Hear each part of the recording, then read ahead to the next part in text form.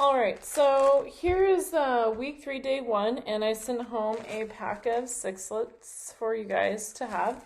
And the very first thing it says is before opening this, and I had to remember before dumping mine out. It says before opening, predict the total number of sixlets.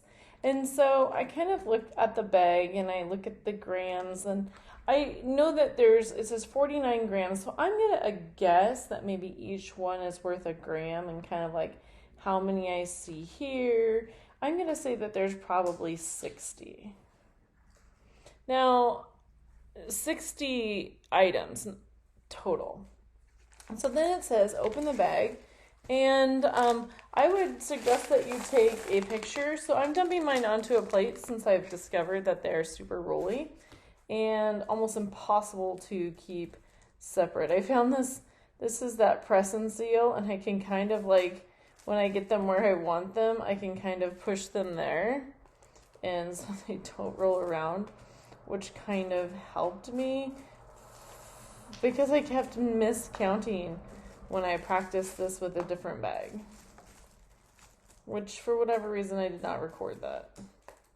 Anyway, so I'm going to sort my flavors. Right off the bat, I can tell that I do not have a lot of oranges, which is interesting because in my other bag that I had, I only had one orange. I actually thought that, I thought sixlets was because they had 6 colors, and it turns out they do. I just only had one orange.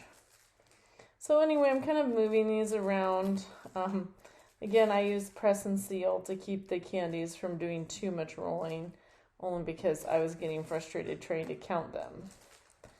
And then once I get them where I want, I just press firmly, and they don't seem to roll much. So originally, I said I thought I had 60. I feel like this is more than that, but I don't really know.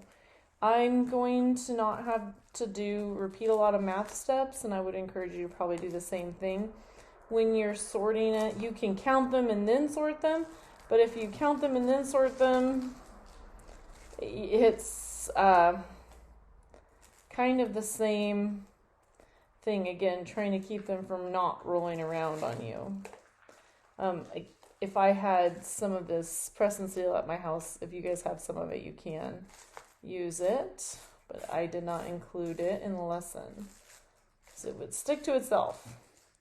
Okay, so see how I'm seeing how helpful it is? I just kind of push down when I get them where I want them to go. So here are my colors. And as you can tell, it looks like the most is probably brown and green. So I'm just going to count. So I have 5 orange. 1, 2, 3, 4, 5. And on my paper, I'm going to write orange. And I'm going to write that there are 5. It says how to write, and it says there are 6 colors, and I put that up there, but I'm going to total these after. So I have 1, 2, 3, 4, 5, 6, 7, 8, 9 red, and these are not flavors, just, and then I have, it looks like maybe blue and yellow are about the same. 1, 2, 3, 4, 5, 6, 7, 8, 9, 10, 11 blue.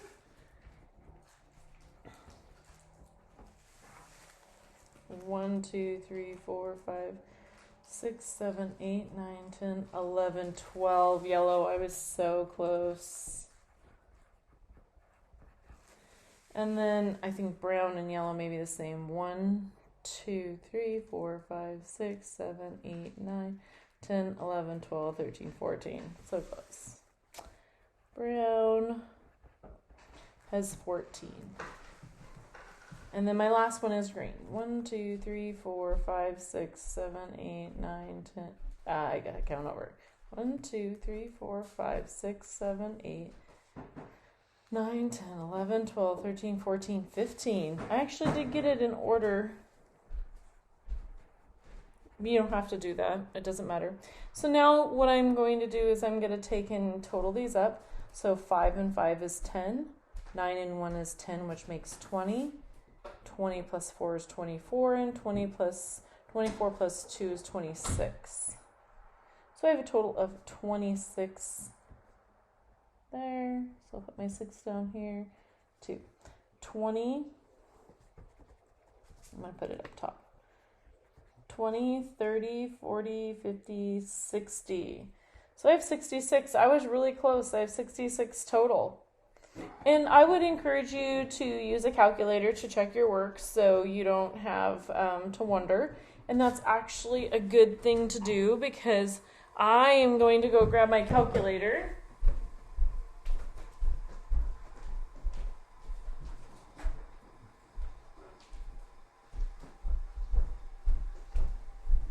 Which is really just my phone.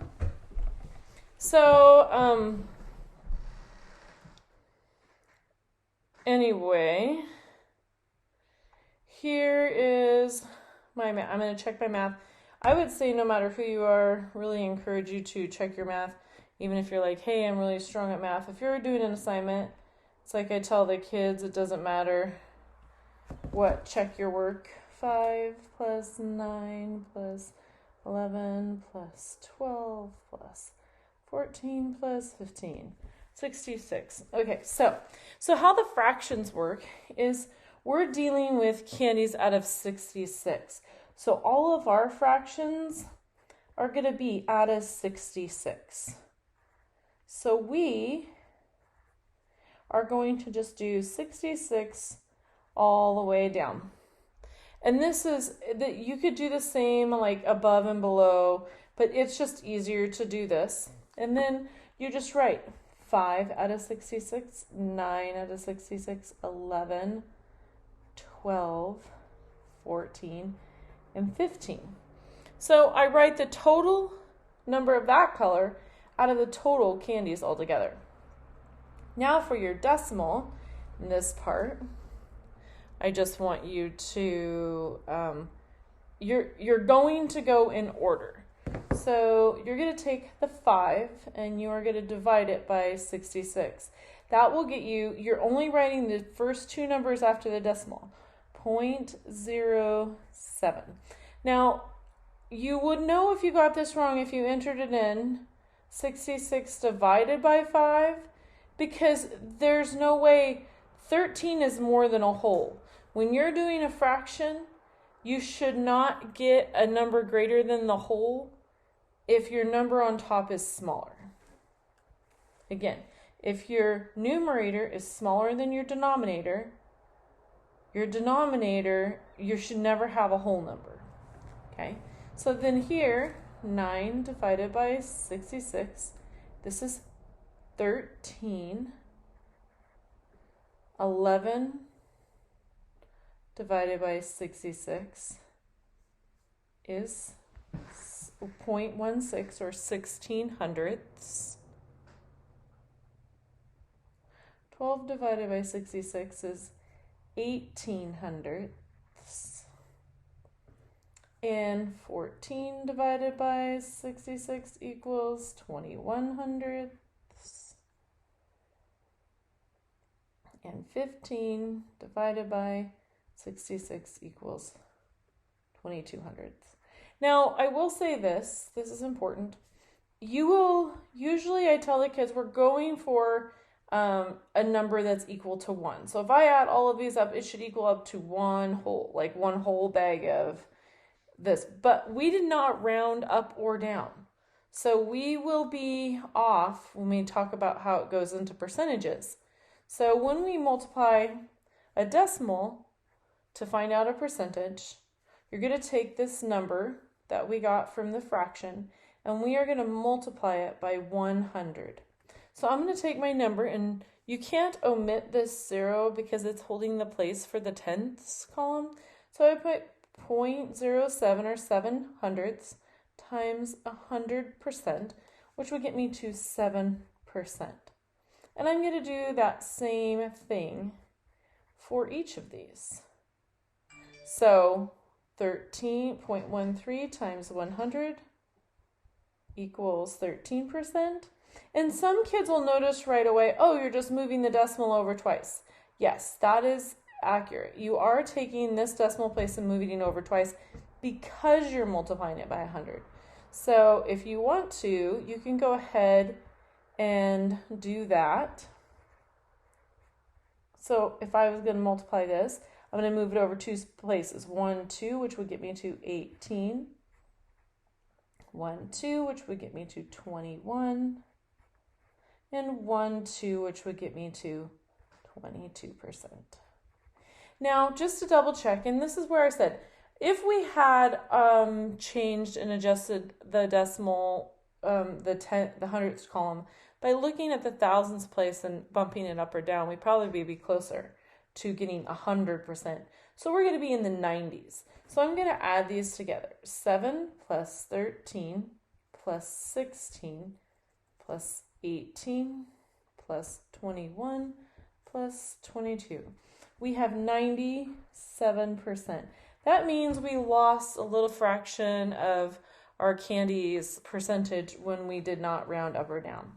So that's just an important note. So we were able to get 97%, which is close. I tell the kids usually try to get within 96 to 100%. All right. So that's all you're doing today with your candies. So you've found the fraction, or counted them out by sorting them. You wrote the fraction by how many colors there were for the total number of candies were in a bag. Then you divided the numerator by the denominator to get our decimal. And then you took that decimal and you turned it into a percentage. The highest percentage was 22 and the lowest percentage was 7. The last thing that we've done is we've done number 4, 5, and 6. So on your front cover page, if you're keeping your score, which is what, I've kind of asked you guys to do, but if you wanted to send me pictures of your work, that would be fine, but that would be all pages. I was sorting it for 6 points, did the fractions for 6, decimals for 6, and percentage for 6.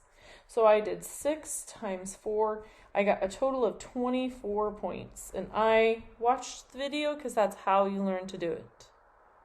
So I've done all my math for today. I still need to do my journal at the end of the day and my read to self. And I'm working on history and I'm about to do the shark shooter video. All right, I hope you get to, and now go back to your page, and now that you've had it all checked off, there is one last question, and it says, if each bag of sixlets cost $1.09, how much would each sixlet cost? So that means if we had $1.09, so how many cents is that? 109 cents. And we wanted to know how much each sixlet was. We're going to split for one, so if we have 109 cents, we'll divide it by 66 candies, and that means each candy was 1.6 cents per candy. So 1.6 cents per candy. Because we took the money and we divided it by how many candies there were to find the value for each one. And you could check your work by saying, if I had to pay that 0.16 cents 66 times, I would end up with $1.05. And it says $1.09. So it's pretty close. If you would have rounded up, we could have got that to pretty accurate. So, all right, there you go.